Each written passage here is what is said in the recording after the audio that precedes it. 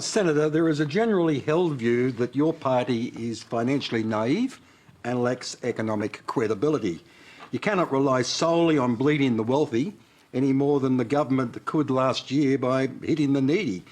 Naming and shaming, as someone has just said, will not bring in any dollars. It's all good local politics, but that's all it is. Increasing the rate of GST must be a central part of any solution, and if done properly, it need not be regressive.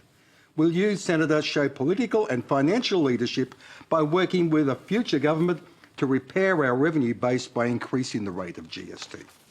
Thanks for the question. I'm really pleased to be able to answer that. We've been tackling the issue of revenue head on. We released a policy into negative gearing, which we think is an important reform. We'll bring in $40 billion over the next decade. We think the concessions around superannuation need to be addressed, and we've taken that issue head on. I think multinational tax avoidance is a big issue, and it is on the revenue side of the ledger. I think that you do those things before you start increasing something like a consumption tax. You've got to deal with those issues first. They are huge distortions in the market. Now, if we talk broadly about what the economic future for this country looks like, we've got a government that has hitched its prosperity on a business model that's failing. We've got a government that has said that it's committed to coal exports, when the market is telling us that it's an industry on the way out. We've got India no longer buying our coal. We've got the market in Japan flattening.